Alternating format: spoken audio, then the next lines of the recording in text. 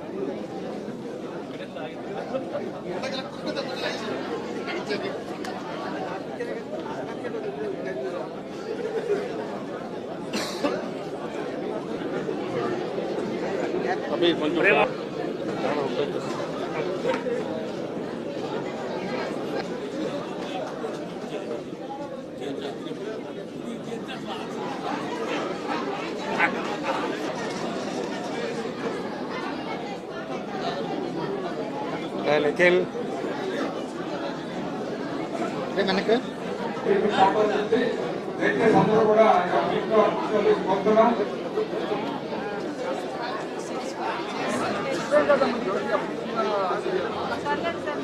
మనకు మనకి అవకాశం ఇచ్చారు.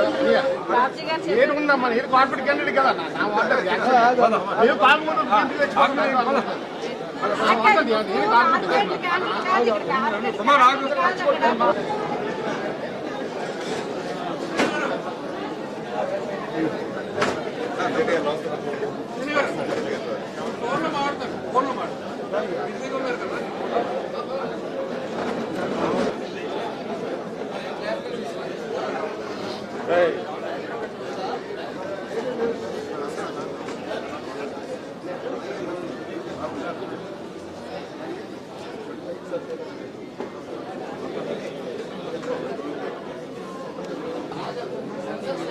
అందరూ కూడా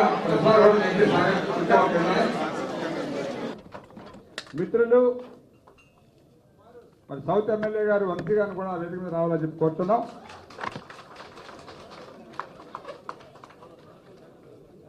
తర్వాత దయచేసి మన కార్యక్రమాన్ని మొదలు పెడదామని చెప్పి తెలియజేసుకుంటూ మిత్రులు ఇన్ఛార్జ్ కొద్దిసేపట్లో పార్లమెంట్ మెంబర్ గారు ఇంకెవరైనా దయచేసి మన సీనియర్లు ఎవరున్నా పేరు చెప్పండి. ఇడిచండి అన్న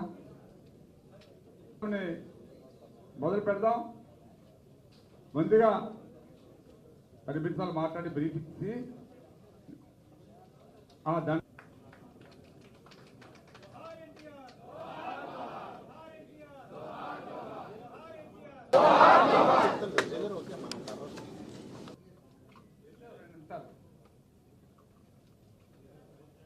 వసంత లక్ష్మి గారు కూడా వేదిక మీద రావాలని చెప్పి కోరుతున్నాం.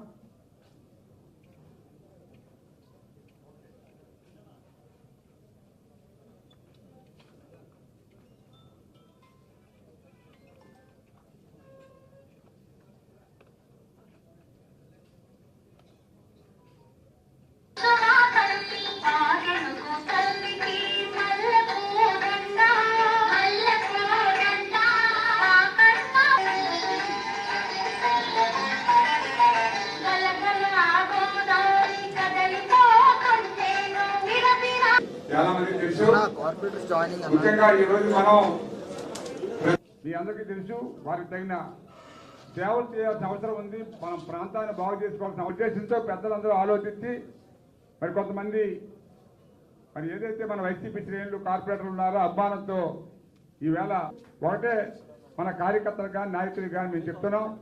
ఇది మనము ఏదో అక్కడ వార్డులో మేము పలానా కార్పొరేటర్ కలుపుకున్నాం కాబట్టి మనకు నష్టం జరుగుతుందనే ఆలోచన ఎవరు పారావు. వెల్కమ్ టు అప్పారావు గారు. కొండవేవండి ఆ కుర్చీ వేయండి వెనకాల. దేవుడు ఆ కుర్చీ కొంచెం వెనకాల కూర్చోబెట్టండి. సో అందరూ చప్పట్లు కొట్టండి.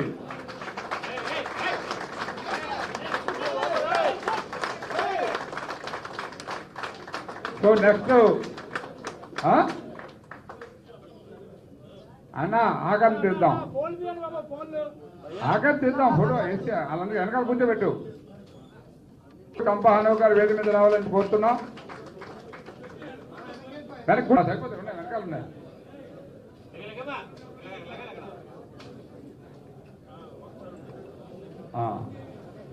అదే చప్పట్లు కొట్టండి సార్, ఓపిక లేదా.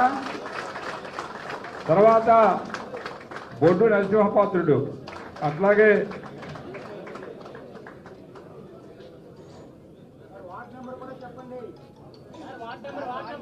వార్డ్ నెంబర్ మీకు చెప్పాలా? చెప్పకూడదని చెప్పట్లేదు. Right right right okay. Rajan Ramarao గారు రావాలని చెప్పి కోరుతున్నాం. చెప్పండి ఓపిక లేదు మన వాళ్ళు ఎవరికైనా భోజనం అయిపోయింది అప్పుడే.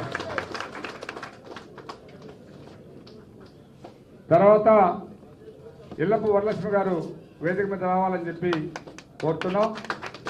ఇల్లపు వరలక్ష్మి ప్రసాద్ గారు కూడా వేదిక మీద ఇచ్చేయచ్చు. ఇద్దరికీ కండు వేసేది సార్, ఇద్దరికీ ఒక్క కండు వేయండి. పర్లేదు ఒక్క కండు వేయన్నా. ప్రసాద్ మెడ వేసుకో, నువ్వు ఇక పక్కకి వెళ్ళిపోదాం. అయితే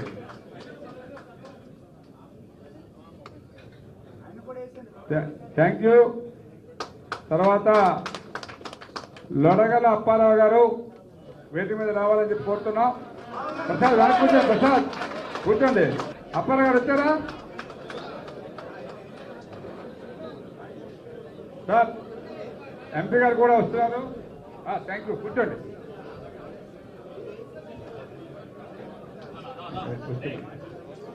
అప్పారావు గారు అయిపోయిందండి, వచ్చారు.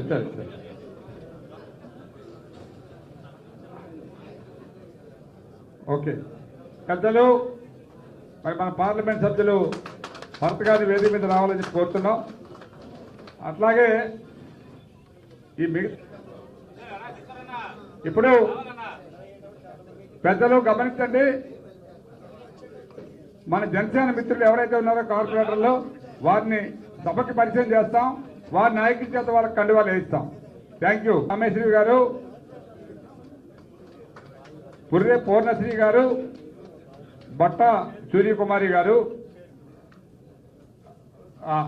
వీళ్ళు అట్లా ఒక్కసారి మన ఈ మిగతా కార్పొరేటర్ కూడా ముందుకు వస్తే ఫోటో తీసుకుంటాం. ముందుకు వచ్చిన అందరం వాళ్ళు కూడా వచ్చేస్తే ముందుకు వచ్చేస్తే ఫోటో తీసుకుంటారు. మీరు అందరూ ముందుకు వచ్చండి. వెళ్తాం. సుధాకర్ గారు వచ్చి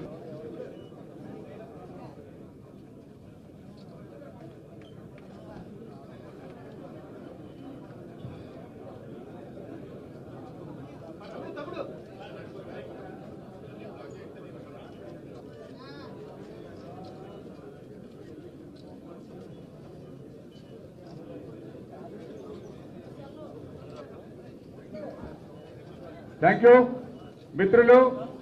సౌత్ ఎమ్మెల్యే గారు పార్టీ అధ్యక్షులు శ్రీ పల్లా శ్రీనివాసరావు గారికి, శ్రీభరత్ గారికి,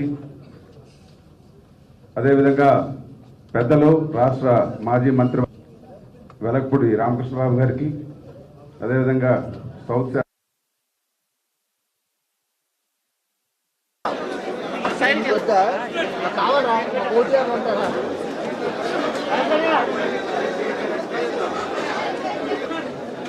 అంటే కార్పొరేషన్ అందరూ కూడా రండి.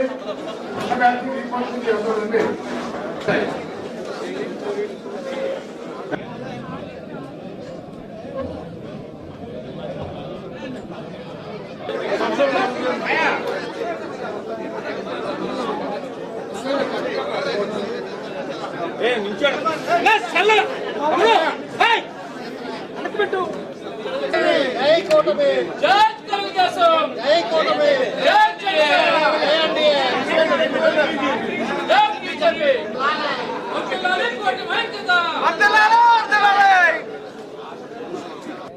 రాక్షస పరిపాలన ఉండకూడదు,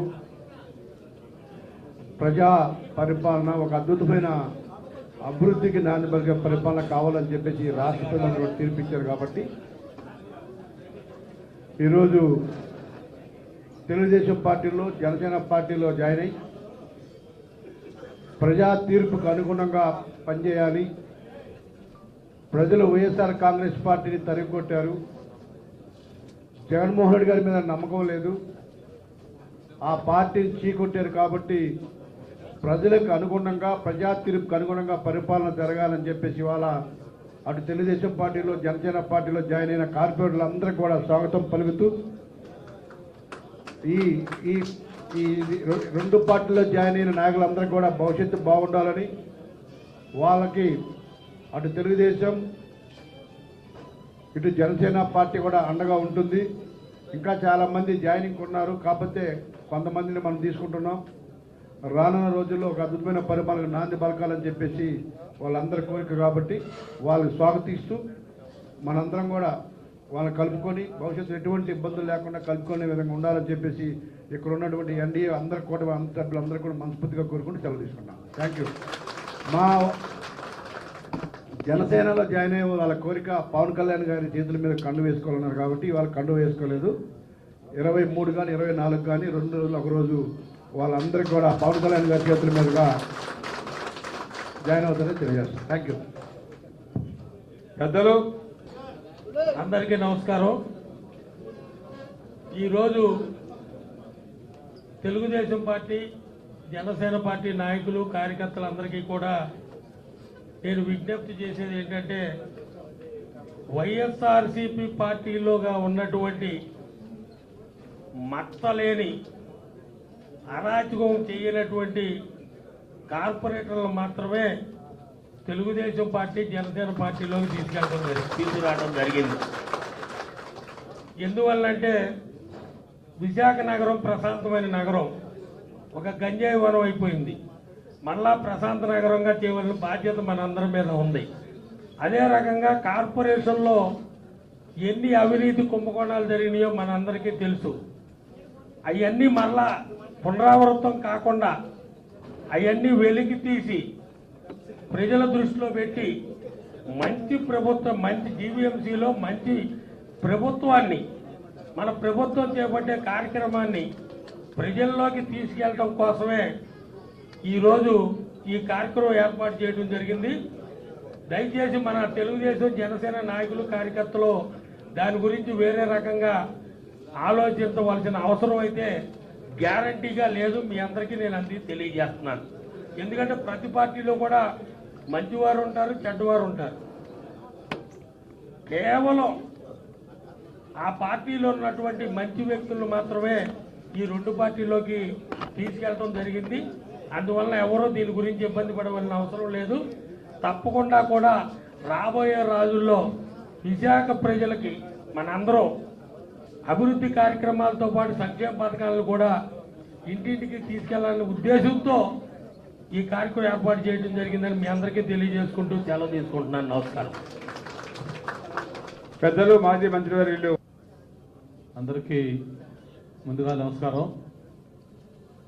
మొన్న జరిగిన ఎన్నికల్లో ఏదైతే ఎన్డీఏ కూటమి తెలుగుదేశం పార్టీ, జనసేన, భారతీయ జనతా పార్టీ ఆధ్వర్యంలో ఒక ఘన విజయం సాధించిన తర్వాత రాష్ట్రంలో రాజకీయ సమీకరణలు కూడా మారుతూ ఉన్నాయి.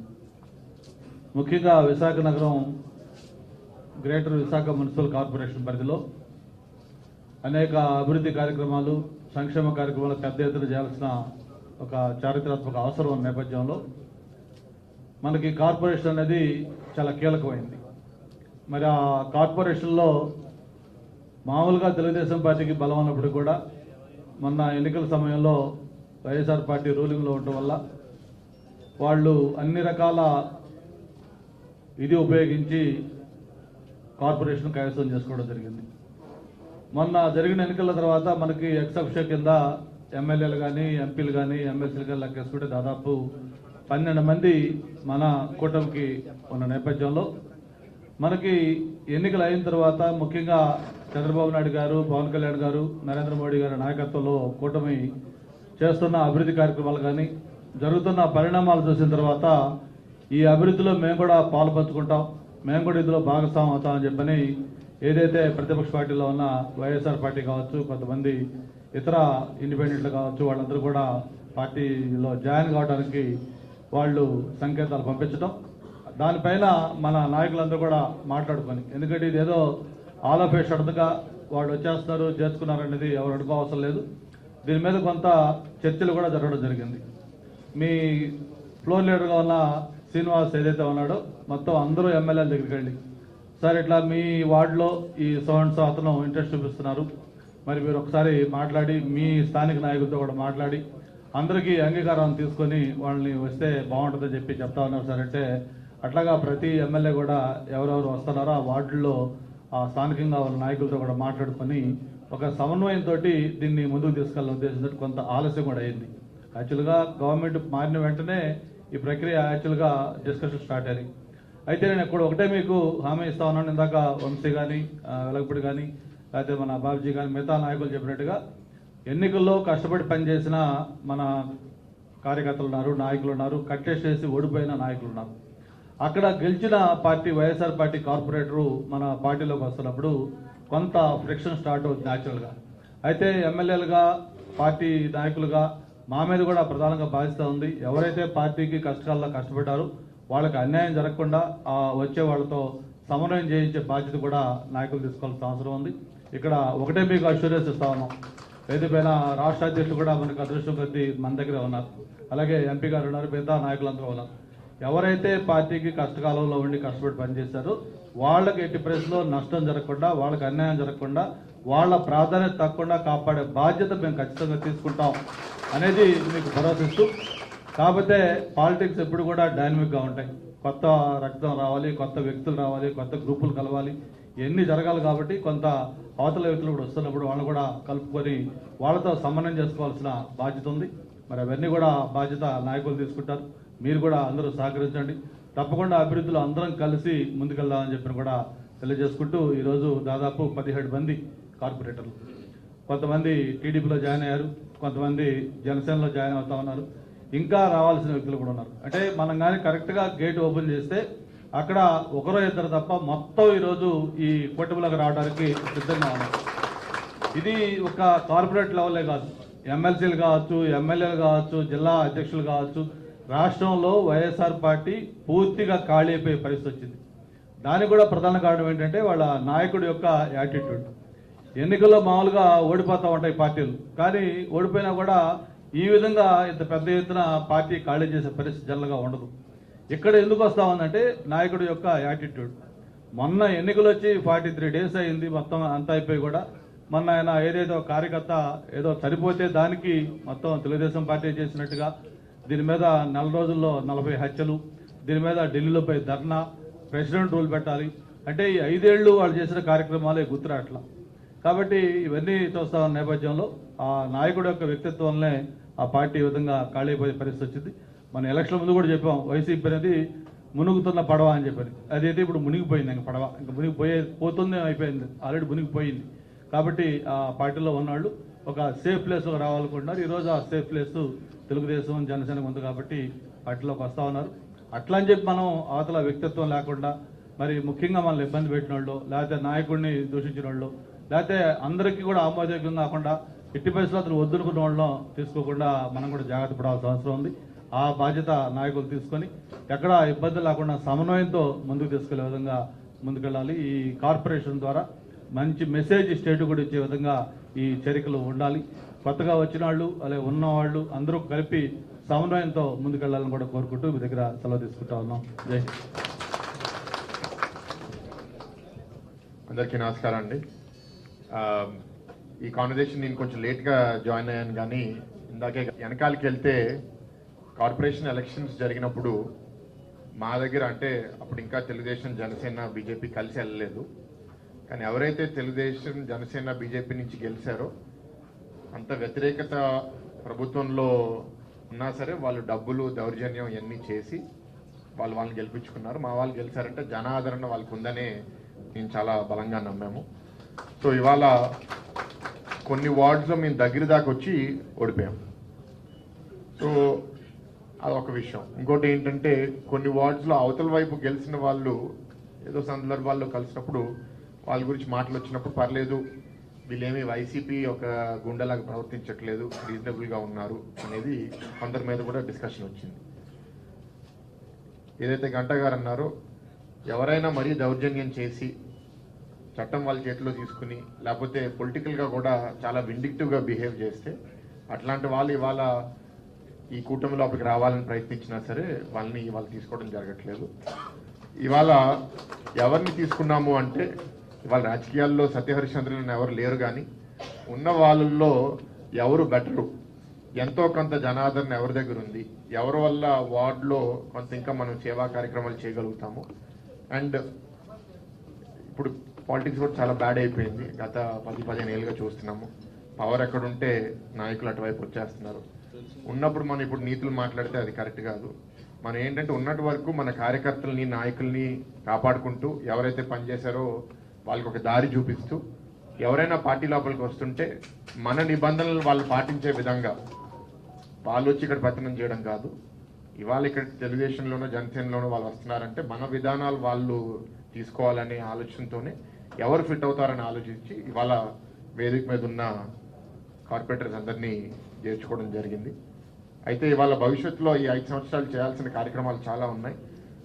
జాయిన్ అయిన వాళ్ళందరినీ కూడా ఆహ్వానిస్తున్నాను. అండ్ వాళ్ళందరినీ కోరేది ఏంటి అంటే, మీరు ఇవాళ వచ్చిన తర్వాత మీ వార్డులో ఉన్న ఈ కూటమి నాయకులందరినీ కూడా మీరు అందరూ కలుసుకోవాలని మీ అందరినీ కోరుతున్నాను. అది చాలా ఇంపార్టెంట్. ఎందుకంటే మీరు కొత్త ఇంటికి వచ్చినప్పుడు మనం కొంచెం తగ్గి ఉండాలి. పదవి ఉంది కదా అని మనం పెత్తనం చేస్తే కలవడం అనేది ఇబ్బంది అవుతుంది. సో మీ అందరినీ కోరేది ఏంటి అంటే, అందరినీ అలానే కొందరు ప్రాబ్లమాటిక్ పర్సనాలిటీస్ మా దగ్గర కూడా ఒకరిద్దరు ఉండొచ్చు, వాళ్ళకి మీరు రొంగాల్సిన అవసరం లేదు. వాళ్ళని కూడా మీరు అందరినీ, అవన్నీ మా పార్టీ నోటీస్లో కూడా ఉన్నాయి.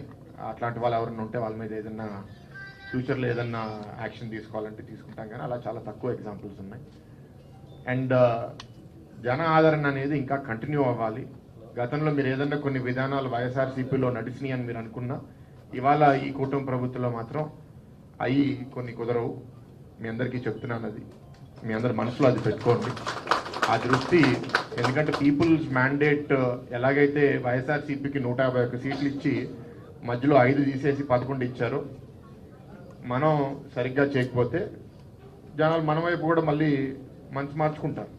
సో బాధ్యతగా ప్రవర్తించాలి, లా అండ్ ఆర్డర్ని కంట్రోల్ చేయాలి, కరప్షన్ అనేది పెరగనివ్వకుండా ఎలా తగ్గించాలనే ఆలోచనలు కూడా మీ అందరి పెట్టాలని కోరుకుంటున్నాను. అండ్ ఈ నగరం అభివృద్ధి అనేది మీ అందరి సహాయం కూడా తీసుకుంటాము. బికాజ్ ఈ 5 సంవత్సరాలు నగరం చాలా విషయాల్లో వెనకబడిపోయింది.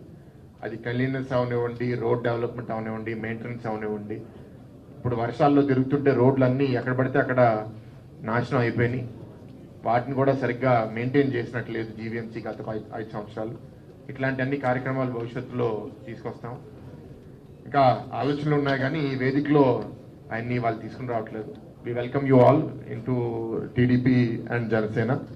అండ్ మీ అందరూ మా కార్పొరేటర్స్ అందరితో కూడా, మా నాయకులందరితో కూడా కలిసిమెలిసి పనిచేస్తారని కోరుకుంటూ సెలవు తీసుకుంటాను. Thank you. సభా అధ్యక్షత వహిస్తున్నటువంటి విశాఖపట్నం పార్లమెంట్ అధ్యక్షులు, మాజీ శాసనసభ్యులు పెద్దలు గండి బాబ్జీ గారికి, అలాగే వేదిక మీద ఉన్నటువంటి మరో పెద్దలు భీమిలి శాసనసభ్యులు, మాజీ మంత్రివర్యులు గౌరవనీయులు పెద్దలు గంటా శ్రీనివాసరావు గారు, అలాగే మరో పెద్దలు విశాఖపట్నం పార్లమెంట్ సభ్యులు, గీతం కాలేజ్ అధినేత అయినటువంటి చైర్మన్ గారైనటువంటి శ్రీభర్త్ గారికి, అలాగే స్థానిక శాసనసభ్యులు పెద్దలు గౌరవనీయులు వెలగపూడి రామకృష్ణ బాబు గారికి, సౌత్ శాసనసభ్యులు సోదరులు జనసేన నాయకులు శాసనసభ్యులైనటువంటి వంశీకృష్ణ శ్రీనివాస్ గారికి,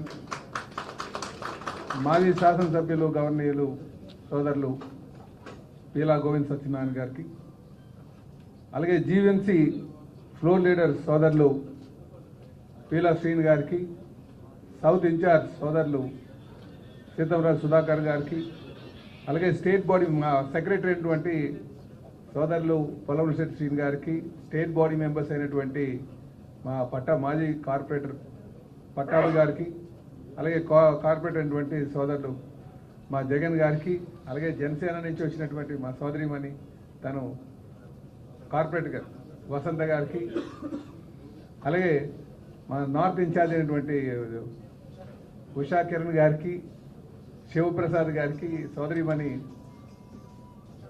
ప్రశాంతి గారికి, ఇంకను ఈ వేదిక మీద ఉన్నటువంటి పెద్దలకు, వేదిక ముందున్నటువంటి కార్పొరేట్ సోదరులకి, సోదరిమణులందరికీ కూడా పేరు పేరున 3 పార్టీలకు సంబంధించినటువంటి నాయకులకి పేరు పేరున నా నమస్కారాలు తెలియజేసుకుంటూ, ఈరోజు తెలుగుదేశం జనసేన సిద్ధాంతాలకు ఆకర్షితులై వచ్చినటువంటి కార్పొరేటర్స్ అందరికీ కూడా స్వాగతం పలుకుతూ, తెలుగుదేశం పార్టీ తరఫున నేను స్వాగతం పలుకుతున్నాను.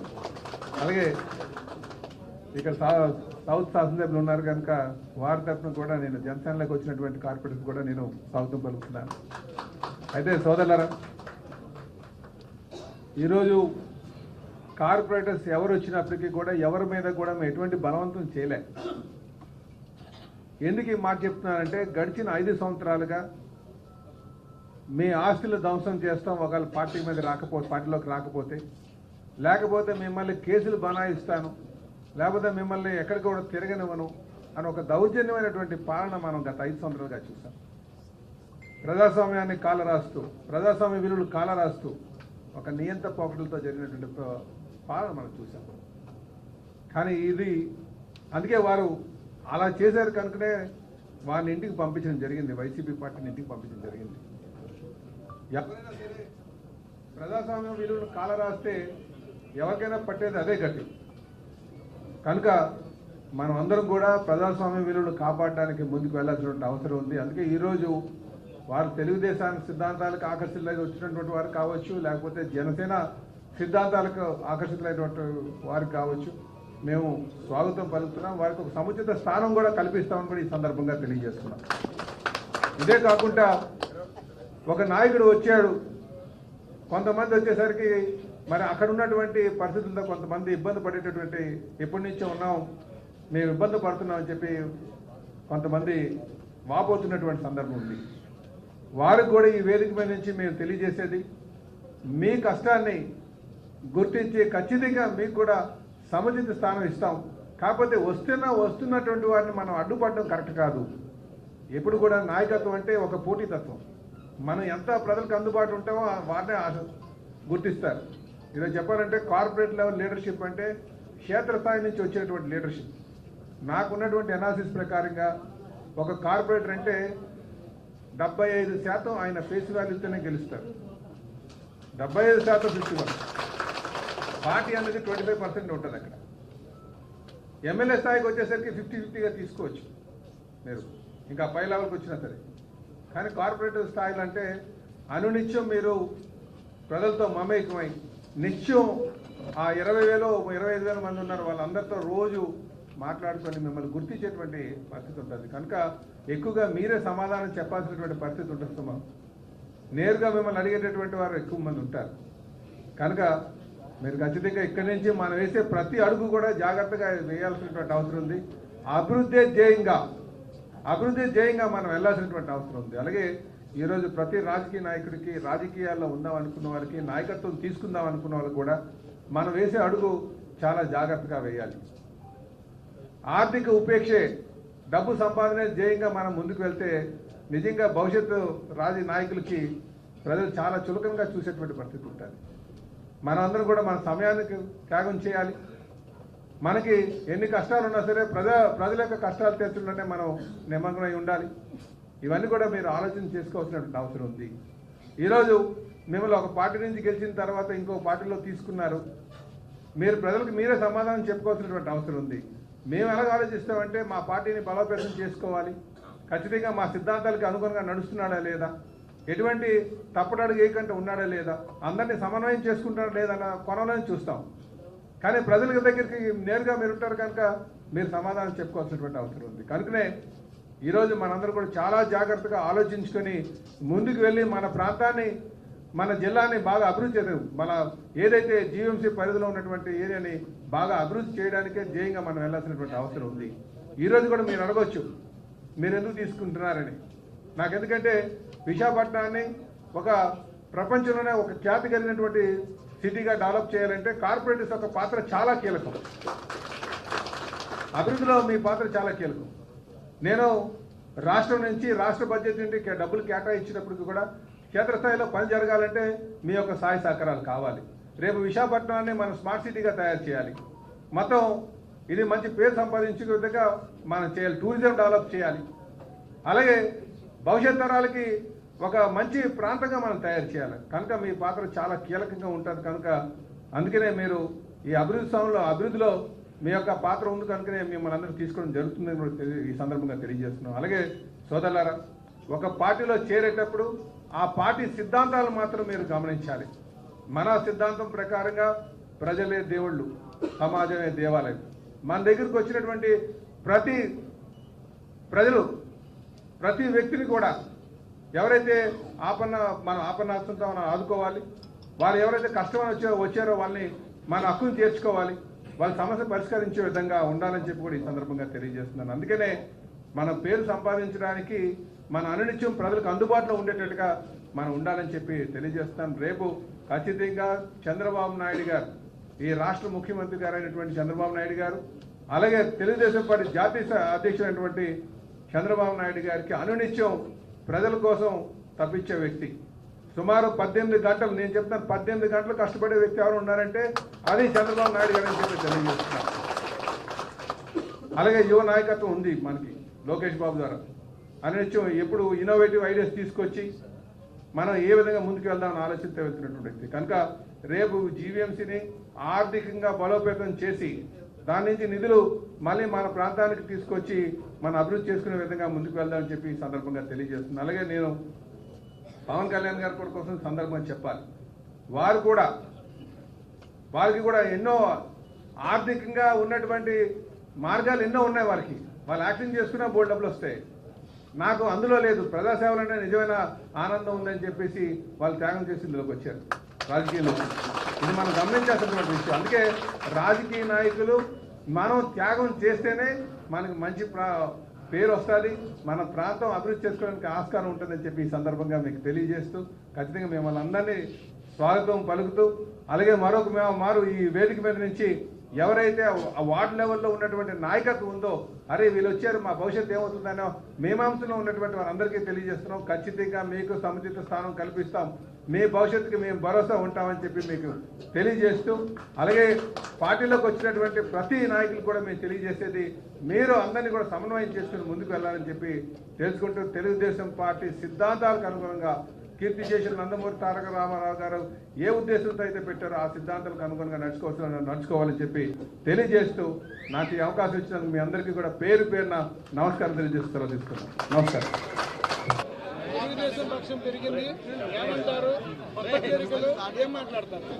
అందరికీ నమస్కారం అండి. ఈరోజు తెలుగుదేశం పార్టీ సిద్ధాంతాలకి ఆకర్షితులై కొంతమంది కార్పొరేటర్స్ మరి పార్టీలోకి రావడం జరిగిందండి. వాళ్ళందరికీ కూడా స్వాగతం పలుకుతూ, మేము ఎవరిని కూడా బలవంతం చేయలే, గత ప్రభుత్వం చేసినట్టుగా మేము ఎవరిని కూడా బలవంతం చేయలే.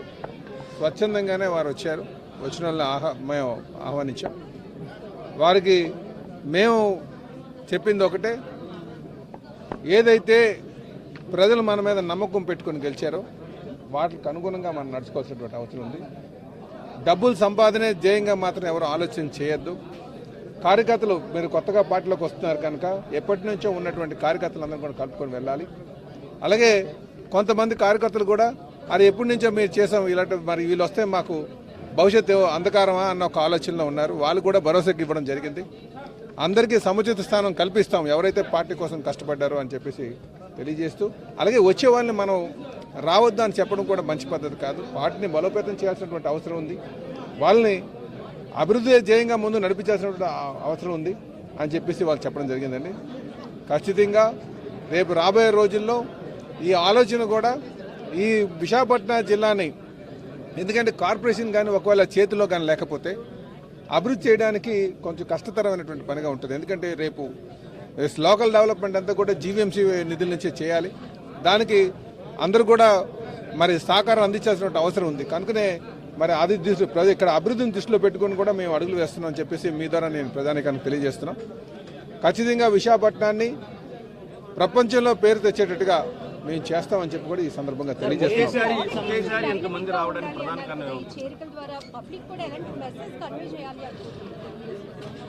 మేము ఒకటే చెప్తున్నామండి, ఇంతమంది చేరుతున్నారు, చేరిన వాళ్ళు వద్దు అని చెప్పడానికి అది పద్ధతి కాదనేది మా ఉద్దేశం.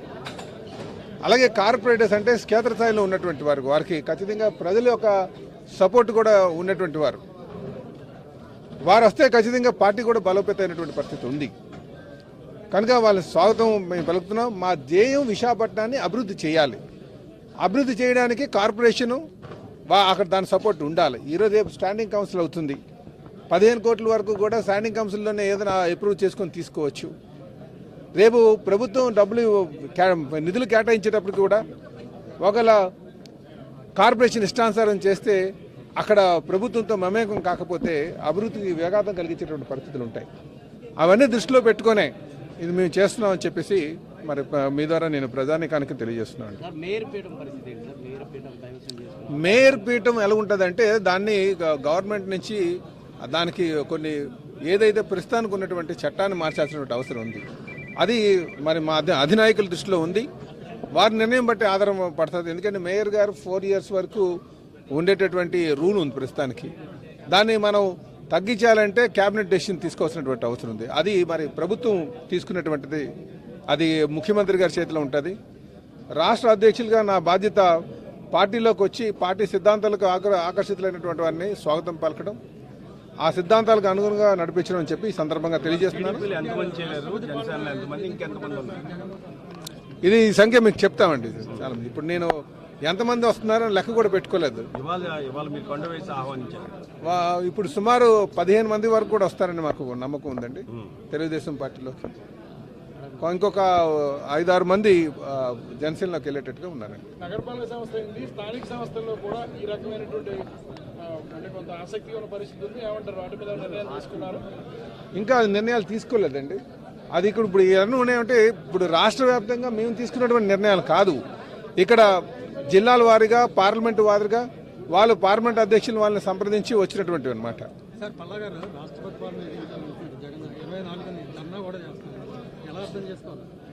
ఇప్పుడు మేము ఒకటే చెప్తున్నామండి, ప్రతిపక్ష నేతగా ఆయన ఉన్నారు. ప్రతిపక్ష నేతగా ఆయనకి హోదా ఏదైతే ఉందో, హోదా లేనప్పటికీ కూడా ఈరోజు ప్రతిపక్షాన్ని గౌరవించాలనే ఉద్దేశంతో ఆయనకు ఆ హోదా కల్పించాం. అలాగే పరామర్శించడానికి వెళ్ళేటప్పుడు కూడా ఆయనకు ఫుల్ సెక్యూరిటీతో పంపించడం జరిగింది. మీరు గడిచిన 5 సంవత్సరాలకు ఎప్పుడైనా చూసారా? మేము ప్రజాస్వామ్య విలువలను కాపాడేటువంటి వాళ్ళు. గత 5 సంవత్సరాలుగా ప్రజాస్వామ్యాన్ని కూని చేసేటువంటి విధంగా ఎప్పుడైనా ఎవరినైనా పరామర్శించడానికి వెళ్దామంటే అందరినీ అరెస్టులు చేశారు. అయితే మేము ఆయన ఏదైతే ధర్నా చేయడానికి మేము ఢిల్లీ వెళ్తాము అంటున్నారు, లేకపోతే రేపు గవర్నర్ స్పీచ్ని అడ్డుకుంటాం అంటున్నారు, అది మంచి పద్ధతి కాదు. మీకు అద్భుతమైనటువంటి అవకాశం ఒక ప్రతిపక్ష నేతగా ఈరోజు రాష్ట్ర ప్రభుత్వం ఇవ్వడం జరిగింది. మీకు ఏదైనా ఉంటే అసెంబ్లీనే వేదికగా తీసుకొని మాట్లాడాలి తప్ప నేను అడ్డుకుంటాను, నేను నడవనేమనంటే అది మంచి పద్ధతి కాదు. అది ప్రజాస్వామ్యాన్ని గౌరవించడం పద్ధతి కాదని చెప్పి మేము తెలియజేస్తున్నామండి. అలాగే ఆయన మొన్న వినుకొండ వెళ్ళి కూడా వ్యక్తిగత కక్షలను తీసుకొచ్చి పార్టీకి పొందుతున్నారు. ఇది కూడా ఒక పార్టీ అధినేతగా మీకు మంచి పద్ధతి కాదని చెప్పి తెలియజేస్తున్నాను. Please subscribe our channel AP Power News.